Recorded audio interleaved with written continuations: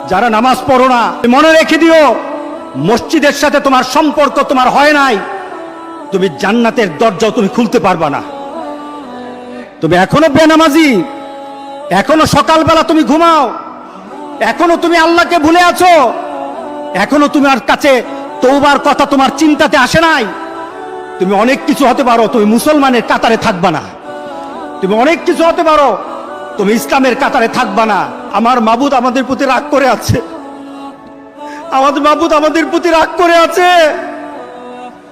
আমাদের মাবুদকে আমাদেরকে সন্তুষ্ট করতে হবে, সন্তুষ্ট করতে হবে। যিনি গজব দিয়েছেন উনি আমাদেরকে বাঁচাবেন। আমরা আমাদের মাবুদকে রাজি করতে হবে।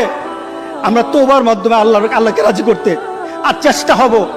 গোটা পৃথিবীর মুসলমান, আর সময় নাই, আর সময় নাই। আপনি এখন বাংলাদেশের রাস্তাঘাটে হাঁটেন, এমন পরিবেশ যেন আল্লাহ না করে, জোরে বলে আল্লাহুম্মা আমিন।